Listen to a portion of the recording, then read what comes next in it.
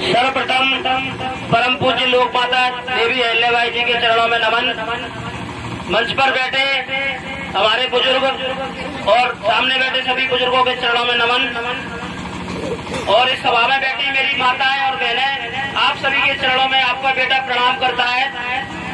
और माननीय हमारे प्रधान जी श्रीपाल गुर्जर जी को मेरा प्रणाम। और अखिल भारतीय आगमपाल जी जिन्होंने हुआ, उनको बहुत बहुत धन्यवाद देना चाहूंगा कि यहाँ तक मुझे लाए।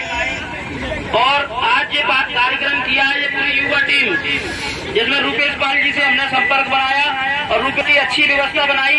इस व्यवस्था के लिए सभी युवा भाइयों का दिल की गहराइयों से बहुत बहुत धन्यवाद।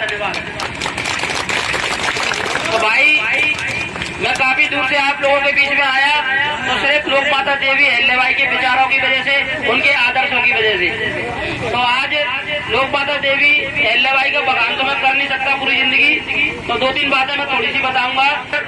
पाल बघेल गणरिया समाज से थी और महाराष्ट्र में उनका जन्म हुआ था और मालवा की महारानी थी। उन्होंने पूरे हिंदुस्तान के अंदर 12,750 मंदिरों का निर्माण करवाया। मुगल शासन काल में जब हमारे मंदिरों को खंडित कर दिया गया था, मंदिरों को दोबारा बनवाया। पूरे हिंदुस्तान में कुएं खुदवाए, बावड़ी खुदवाई और कई धर्मशालाएं बनवाई। आज हमारे गांव के लोग जो तीर्थ यात्रा पे जाते हैं, बाहर जो शंकर जी के मंदिर बने हुए उज्जैन, महाकालेश्वर, अमरनाथ जी, बहुत सारे मंदिर हैं जिनका निर्माण देवी अहिल्याबाई होलकर जी ने कराया। शंकर जी के जो 12 ज्योतिर्लिंग हैं, उनमें से 7 ज्योतिर्लिंग और मंदिरों का निर्माण लोक माता देवी अहिल्याबाई होलकर जी ने कराया। आज हिंदुस्तान के अंदर अगर सनातन जिंदा है, हिंदुत्व जिंदा है, तो मेरी लोक माता देवी अहिल्याबाई का बहुत बड़ा रोल रहा उसमें। इन्होंने अपने पति को खोया, अपने पुत्र को खोया और गद्दी संभाली। इनके ससुर मल्लारा होलकर थे, तो इसके बाद चाहती तो आराम कर सकती थी, लेकिन इन्होंने अपनी पूरा पैसा, पूरी जायदाद मानवता के लिए करी और लोगों को सेवाएं देने के लिए करी। और शंकर जी की पिंडी लेकर ये न्याय की देवी थी, तो लोक माता का इनको दर्जा मिला था। तो उस लोक माता देवी अहिल्याबाई की हम एक संगठन बनाया, पाल बघेल युवा संगठन, जिसमें हमारे सभी साथी बैठे हैं। करीबन 4,000 लोग इंडिया में जुड़े हैं। तो बेरोजगार लड़के थे हम, हमारी उम्र कम थी, तो हमने सोचा कि हम मूर्ति नहीं लगा सकते क्योंकि हमारे पास इतना फंड नहीं है, तो गांव-गांव जाकर एक बोर्ड तो लगवा सकते हैं। तो करीबन 5 साल से हमारी पूरी युवा टीम गांव-गांव जाकर लोक माता देवी अहिल्याबाई के इस प्रकार का बोर्ड लगाते हैं। और मुझे आज बड़ा ही फक्र हो रहा है और बहुत ही प्राउड हो रहा है। ये गोपालपुर जो एक गाँव है, इस गाँव में 30वें नंबर का बोर्ड आज आपके गाँव में लगा, तो इन युवा भाइयों की वजह से लगा, आप सबके आशीर्वाद से लगा। और मैं बोलना चाहूंगा, अपने बच्चों को आप पढ़ाएं, अच्छी शिक्षा दें, क्योंकि जरूरी नहीं है समाज को सिर्फ नेतागिरी करके आगे बढ़ाया जाए। समाज को तो पढ़ाई करके भी आगे बढ़ाया जा सकता है। अगर बच्चे इनमें से पढ़ जाएंगे, देश में सेवाएं देंगे, IPS सरकार SP बनेंगे, कलेक्टर बनेंगे, आर्मी में जाएंगे, तो भी आपके समाज का, आपके गाँव का नाम होगा। तो जो छोटे बालक है वो अपनी पढ़ाई पर ध्यान दें, और जिन लोगों की पढ़ाई कंप्लीट हो गई है वो अपने घर में अपने माँ बाप के साथ अपना खेती किसानी का काम करें। और जो भाई समाज सेवा करना चाहते हैं वो हमारी टीम में आए और हमारे साथ चला करें। आप भी, मैं चाहता हूँ हर गांव से गिरिराज निकले, हर गांव से आशीष दरगर जी जैसे लोग निकले, हर गांव से नीरज पाल जैसे लोग निकले। तो भाई, आपकी धरती का मुझे बहुत प्यार मिला, आपका बहुत बहुत धन्यवाद। बस इतना बोलना चाहूंगा, अगर कोई भी व्यक्ति इस पूरे क्षेत्र में बीमार या दुखी हो, कोई परेशानी हो, उस पर अत्याचार हो रहे हैं, तो आप अपने गिरिराज पहलवान को याद करना। आज तुमने जो पगड़ी बांध के मुझे सम्मान दिया है ना, तो कभी संकट आएगा तो गिरिराज पहलवान सबसे पहले आवाज जगाव से तुम्हारे लाने उठाएगा। और मैं आपको बता दूं, मैं कोई नेता नहीं हूँ, छोटा सा लड़का हूँ, सिर्फ समाज सेवा का काम करता हूँ। अगर दिल्ली एम्स में, ग्वालियर में कोई इलाज के लिए आए तो आप हमसे संपर्क करो, आधी रात को तुम्हारी मदद करेंगे, क्योंकि हमने इस पीड़ा को भोगा है और बीमारियों से लड़े। हमें पता है जब बीमार व्यक्ति अपने मरीज का इलाज कराने बाहर जाता है तो उसे कितनी समस्याओं का सामना करना पड़ता है। गिरिराज पहलवान का एक व्यक्ति, एक मित्र आप बीमार व्यक्तियों की मदद के लिए खड़ा है। आज लोक माता देवी अहिल्याबाई का जो बोर्ड लगा है ना, तो मैं इतना आपको वचन देके जा रहा हूँ, माँ के आशीर्वाद से अगर इस धरती के अंदर कोई भी व्यक्ति समाज का भाई अगर चुनाव लड़ेगा तो उसके प्रचार के लिए भी गिरिराज पहलवान की टीम आएगी। अभी आशीष दरगर जी ने बताया कि हमारे 2 विधायक है उत्तर प्रदेश में और 1 सांसद है, तो लोकसभा का चुनाव 2024 में होने जा रहा है। अगर लोक माता देवी अहिल्याबाई का आशीर्वाद इसी तरीके से बना रहा तो हिंदुस्तान के अंदर दूसरा SP सिंह बघेल भी उत्तर प्रदेश की धरती से निकलेगा। भाई, जो भाई मेरे राजनीति में काम करते हैं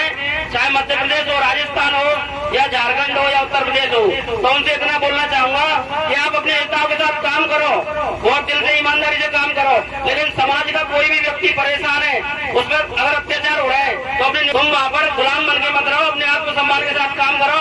उन भाइयों को नहीं 2 लाइन कहना चाहूंगा, बुलबुल के चंगुल में कभी बाज नहीं होते और बुच्चरों के हाथों में कभी राज नहीं होते।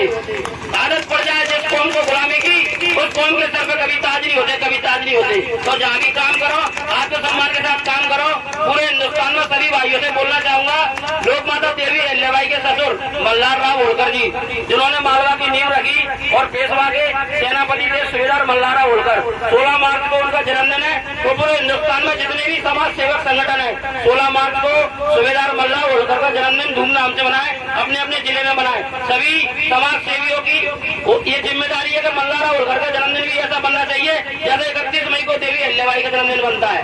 आगे मैं आपसे बोलना चाहूंगा, सभी युवा बहुत अच्छा काम कर रहे हैं क्षेत्र में। इससे पहले मैं 4 महीने पहले बदायूं में आ गए वोट लगाने और बहुत जल्दी मैं बरेली आया। तो मैंने आप लोगों से वादा किया था, जब भी कोई भाई मेरा समाज सेवा के लिए आगे निकल के आएगा और मुझे कहीं पर भी बुलाएगा तो वहाँ मैं पहुँचूंगा। तो रूपेश भाई ने बोला कि भैया हमने कई नेताओं को कॉल किया, कोई इधर आने के लिए तैयार नहीं है क्योंकि सब नेता यहाँ से दूर रहते हैं। तो मैंने बोला रूपेश भाई आप लोक माता देवी अहिल्याबाई का वोट लगाओ, गिरिराज पहलवान आपके यहाँ आएगा।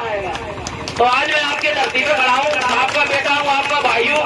मुझे आपसे कोई वोट नहीं चाहिए, बस अपना देवी अहिल्याबाई का वोट लगाऊंगा और अपने बघेल समाज नहीं, चाहे मेरा गुर्जर समाज हो या कुशवा समाज हो या यादव समाज हो या जाटव समाज हो, कोई भी व्यक्ति अगर बीमार होगा ना, उस व्यक्ति की मदद करने का काम गिरिराज पहलवान करेगा। बस भाइयों मैं इतना बोलना चाहूंगा, जितना भी ये दम सब एक साथ मिलकर लगा दो, कुछ को मैं जगाता हूँ, कुछ को तुम जगा दो, कुछ को तुम जगा दो। आगे 28 तारीख को मेरा मुंबई में प्रोग्राम है, वहाँ मैं पहुंचूंगा। एक बाल सेवा संघ है, तो वहाँ पर हर साल एक व्यक्ति का सम्मान होता है जो इंडिया में अच्छा काम करता है। आप सबके आशीर्वाद से हमारा वहाँ सम्मान होगा 28 में। मुंबई में मेरे जितने भी भाई रहते हैं उससे मिलना चाहे 28 जनवरी को गिरिराज पहलवान मुंबई की धरती पर पहली बार आएगा।